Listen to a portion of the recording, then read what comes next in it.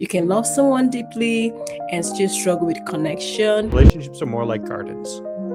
You gotta put the effort in. One of the most important ingredients that I know is communication. I honestly always hate it when people are like, that's just how I am. I'm like, that's an excuse not to change. Hello, everyone. Welcome back to the podcast. I'm Evelyn, the founder of Love and Connection, helping you find your forever love. And I'm so glad that you are here with us today. And today's conversation is one that I think so many people need to hear. And we often grow up believing that if two people love each other, that should be enough to make relationship work. But really, in real life, we see that love alone does not always sustain a relationship. You can love someone deeply and still struggle with connection. You can still struggle with alignment. Maybe you guys are not aligning with your values are not aligning. Sometimes it could be your goals. You can even love someone and still feel unsafe because trust and respect are also maybe kind of missing in the relationship. So today, Adam and I are talking about why love is not enough and the key ingredient that can actually help you build trust. So, Adam, welcome. Thank you for having me. My name is Adam. I'm the momentum coach helping you get unstuck, and I'm excited to talk about this with you. Yeah, Adam, I know that, like I said, you tend to fall in love and we think that, love is enough, that foundation is always good to be there. But based on your own experience, what do you think? Do you think love is enough? No. Oh gosh, no. I remember dating a woman and I was madly in love with her, but our communication style was absolute garbage. And no matter how much we tried to communicate, we could just never get our points across and solve any of our problems. And ultimately, the relationship failed.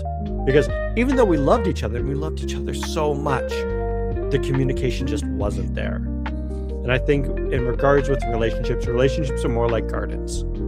You gotta put the effort in, you gotta plant the plants, you gotta weed the weeds, and sometimes you just don't have the right equipment to make a relationship or a garden work. Yeah, I think I agree. I think one of the most important ingredients that I know is communication, like you mentioned, and and communication is a lot. It's not just it's not just your tone, it's the way you talk to each other, is the honesty, is the empathy that you guys have for each other. And I think those things are important. I think a lot of couples actually struggle with that. There are different communication styles, and I think it's very, very important that you talk about that earlier on, and that goes into even how you manage conflict, the best time to even communicate. I think it's not every time that you talk about issues. Timing is a thing. So those important factors are very important. Even non-verbal expressions, your attitude, all those things. I think the Romans said it the best.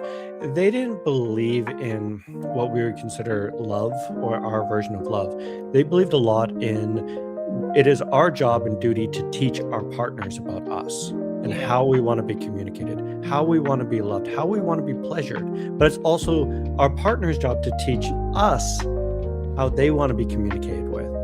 And I think when it comes to communication, it's a lot of observing and understanding, because I think sadly, most people don't even understand their own communication style. They don't understand how they're coming across or how they want to be talked to, which is kind of a shame. Have you encountered that in your practice? Yeah, of course. Even like when I'm having clients and I'm kind of asking them questions about different things, their personality or just their stories, because I always tend to I want to know your background stories, right? And I could, even from the way they talk, I can figure out that this guy has a lot of work to do, or this girl has a lot of work to do. So yeah, I would say communication is very important, and I always talk about what's your communication style. How do you want to be? How do you like to communicate with your person, right? And those are important questions, because I think it's something that a lot of people just ignore, or they kind of think that, as we get to know each other, it's gonna be different. I was watching a short clip today, so the way they were communicating, so the girl could say, "Oh, look at you, big head," and she was making those kind of statements, and the girl was like, but is that a pet's name now? Or and she keep instead of her listening to what he's saying, instead of her to see his body language and see how concerned he is about that particular way that she communicates, she kept arguing and she kept, just kind of ignoring his feelings. And I feel like that was like, and I think the relationship did not work. And I think that's the problem. A lot of people are not listening, a lot of people are not kind of like trying to understand your partner, trying to ask them how they would prefer, the kind of how they would want you to talk to them. And or you'll see how the way you communicate affects them and see how you can improve. Some people say, oh, this is just the way I am, and my voice is just so loud. But sometimes I think it's very important that we listen and we tend to understand our partner and then we adjust, because our partner will actually help us grow too if we choose the right partner. I honestly always hate it when people are like, that's just how I am. I'm like, that's an excuse not to change. And in the course of your life, you have to change if you want to succeed. Like, I'm sorry to tell you this. And I love that you brought up the fact that most people, they're just kind of too into themselves when it comes to communicating with their partner, and they're not listening to what's going on within their partner. For example, that girl who's being super combative and just not seeing that her partner's getting upset by it.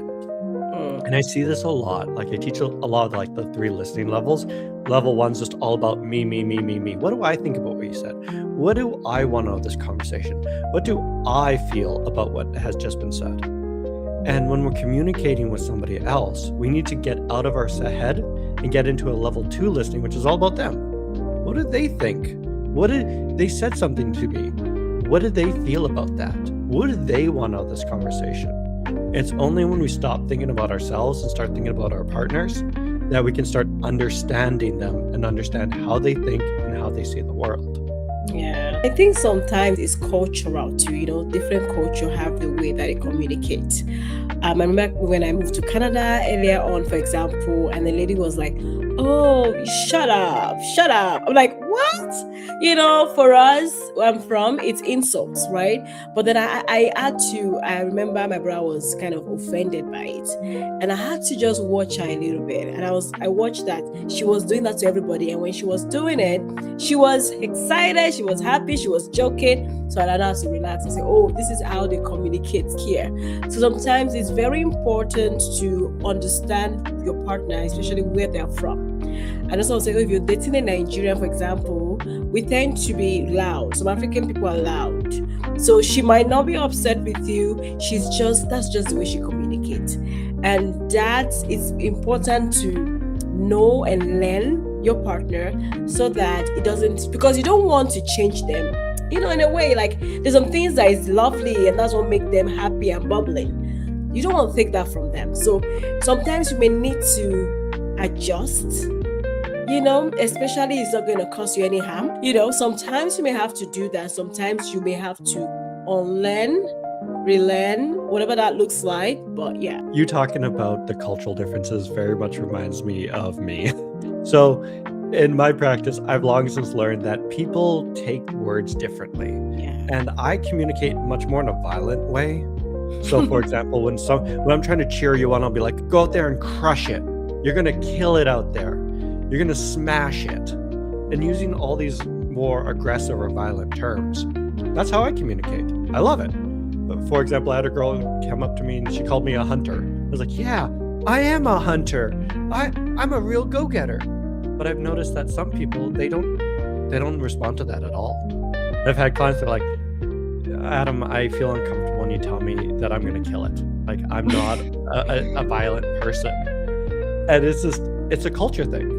Some people it works for, other people it doesn't. And it's just understanding, hey, if it doesn't work for them, it doesn't work for them. And just altering yourself to help communicate and bridge that discussion or relationship. Yeah, and I think another thing that is aside from love, that is very important is alignment. Like when your values are aligned. And I think for me, as a matchmaker, for example, that is what I do. I have to match you with someone that aligns with your values. And that's why we ask a lot of questions along with your personality, what's your goal in life, what's your priority. All those things are very important because you may love someone, you guys may have very strong chemistry, But if you don't have alignment in the core things, the core values, it may not work. How do you guys view money? How do you guys view fate? How do you even feel? How do you even your view about life? Like I met a girl, she said, when I matched a girl, one question she asked the guy was, what is your view about a particular person? Is the guy's like an activist, but he's on the negative side. So for her, she said she can never date a guy that likes that guy's point of view. And she asked the guy, and the guy was like, oh yeah, I like him. And she just told me, you know what, Evelyn, I can't go with this person. It's weird. But because the way you see life is very important, because it's not just that person. It's people that think similar to that person that she is referring to. And because that guy's view of life, based on the kind of content I create, does not align with her. And she doesn't want a person with that same mindset. And that was one thing that she would ask this kind of question. I'm like, that's interesting. Have you experienced that before? Oh, absolutely. Because at the end of the day, we often say opposites attract, but they don't. Shared values attract each other. And here's a great question for you, Evelyn, because I know many of our listeners are probably thinking about this, which is, how do you distinguish between a preference versus a value? Because I've had some clients that say, I value, a person who's liberal. That's not really a value. That's a political stance.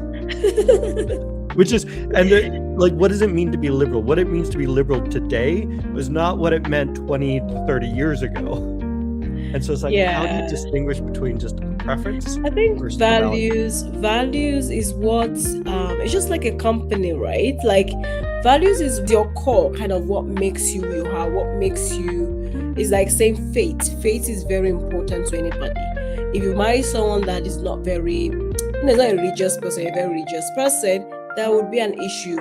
It can work. That's if other values align, but it might be very challenging, right?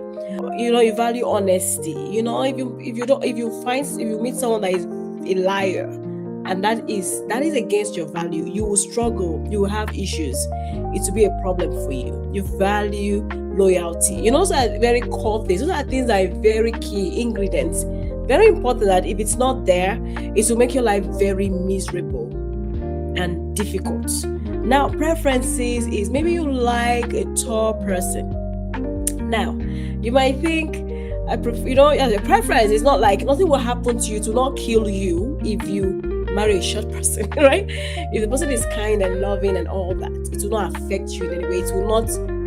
Maybe the only issue that it will affect the chemistry. Maybe you might not feel connected to that person. And the thing is, I'm not going to say those things are not important. They are very, very important too. But it will not kill and destroy. Maybe it will affect you in a way. But those are things that are not like, it's not enough to disqualify someone. You know what I'm saying? It's just your personal preference, which means you can have a beautiful marriage and relationship with someone that is sure that is not your preference, right?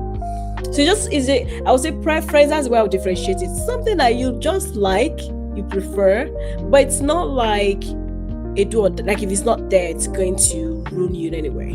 What core values are things that would really bother you, things that would give you some kind of struggle. It's going to be difficult. It's going to make life difficult for you if you ignore those things, right? So that's how I basically explain it. Well, I love that you said that way, because if your values are mismatched, you're going to get angry, you're going to get upset. It's just almost like a invisible friction in the relationship. But a preference, I would love my girl to be 6 feet tall Amazon woman, but if she's not, I'm okay with that. Like, we can still have a great relationship. Yeah, it's just, and I think that's what a lot of people miss, because they start looking for preferences instead of values. And they go into relationship, they go out of love, because beauty is gonna fade, right? Those things can fade. The tall guy may shrink tomorrow, right? He might even lose his legs. You don't know. But it's the other aspect. Love is important, but like we said, love is not enough. It's those other things that will keep you guys together. It's the friendship, it's the values, it's the goals that you guys are working towards together that make you see that, wow, this guy is beyond his height or his circumstances, right? So, and those are important things, and that's why I tend to ask people those detailed questions too. And even when I meet someone, I could say, this person aligns with you, but you've said your preference when it comes to height is so height. Is not up to that height. Are you okay with that? I always give access but when it's core values, I don't negotiate that. I won't even tell them about the person. But if it's just preference differences, I'd be like, this guy is good, is everything that you want in terms of your values, but is fair, is, has long hair, is different from what, but it's your choice, it's your decision to make. What do you think? So I know those things are not very important, but you can always negotiate that, right? Yeah. I love it. I know there's a lot of guys out there that they will often just say things as core values. They're like, I want a beautiful woman. That's a core value. She has to be beautiful. It's like, well, no, that's a preference. And how I know it's always a preference is because when a guy meets a girl and their values align, they'll change that preference. And they're more than happy to date a woman that is not like that 10 out of 10 model because the values all align. It's like, oh, okay, that's a preference, not a value. Yeah. I think one last one we'll talk about today for the time is like the respect and trust. Because for women, it's very important to be with a man that we trust. Because when we trust, then we feel safe. A woman can be fully herself and be, babyish or very vulnerable, or just herself when she knows that she has this man that she trusts. Is a man that she can tell things to and it would, protect her. Is a man that can stand for her anywhere, that kind of a thing. Is he very honest? Is he very those things are very important. And respect, respect is very important, especially for guys. What do you want to talk on that respect factor for guys? Well, I would separate both of them. So trust is important and respect is equally as important. And to talk about respect specifically, if there's no respect in the relationship, there's no relationship. Yeah. And I see this a lot. For example, a guy gets in a relationship with a girl, and this girl is making fun of him or taking jabs at him out in public. Like she's disrespecting him, and he allows it to happen, which subconsciously gives her this go-ahead that this is okay behavior to do. And then she starts walking on him, and the relationship never lasts because it builds up resentment. And the guy feels like a doormat. He's like, why am I doing this? And eventually he does walk away. Like it's not a good foundation to build a relationship on. Yeah. And you have to respect your partner. It's the same thing with women. Guys have to respect their partner. Like if they don't, why are you in this relationship? Because that's without respect, that's a road to a very abusive relationship. You have to have it. Because as even respect for us, for women, translates to trust. Like if I'm going to be with my partner and he's just making fun of me in front of his friends or in front of his family, or he's just talking to me disrespectfully, outside or in front of the kids or those kind of things, trust me, she can't feel safe with you. She can't trust you. So in a way, because it's for women it's different. I think in Africa would say, like Nigeria would say, a man what a man values the most is respect. A man values respect, and even like Christian was saying in the Bible, God gave the woman the instruction to respect her husband, and the man the responsibility or the instruction to love his wife. Why? Because respect, a lot of people that have the challenges with respect is women struggle, because when you're close to your man, you guys are used to each other, you've seen each other's body, like it's just seem as your friend and all. So a lot of disrespect can come from it, right? So you have to be, as a woman, you have to be very conscious of that. As a man too, you can be so busy with life that you don't even have the attention to pour love into your partner. And it's just that reminder that, listen, take that extra step, be intentional about loving and loving your partner basically. And like I said, it's both are very important, because without those two, I bet it's with you, the relationship is going to be very difficult. What I always see trust, that lack of trust is usually a sign of disrespect.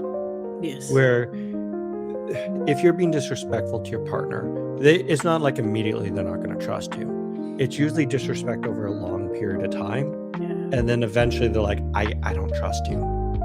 And you can always tell when that trust is broken, because it's weird to describe, but it's almost like watching somebody wear a mask with their partner. And so I see a lot of guys, when they stop trusting their female spouse, they'll become very complacent. Yes, ma'am. Of course. Whatever you want, hon. Yeah, if you want to do this, go ahead. Very agreeable. And it's because they don't trust them anymore. They're just wearing this mask to protect themselves from their partner, because there's no respect. And I think part of keeping that respect, though, is calling out bad behavior when it's happening. Exactly. If your woman is acting inappropriate, you got to call them out. And if your guy's acting inappropriate, you got to call them out and say, hey, this is not okay. Because unfortunately, I wish we didn't have to teach people to not behave badly. But unfortunately, people take each other for granted. And if we allow it, they just walk on each other. That's true. And so if we bring all this together, the message is simple: love matters, but love alone is not enough. And a lasting relationship also need healthy communication, shared values and goals, and mutual respect and trust. So Adam, do you have any last word to say before? Yeah, if you guys loved this episode and liked it, please like it, subscribe. And if you're struggling in regards with your relationships, feel free to reach out to Evelyn or myself. Our information is down below, and we're happy to sit down one-on-one and help you get to where you want to go. Yes, thank you everyone, and thank you for joining us today, and we can't wait to see you again in the next episode. Bye for now.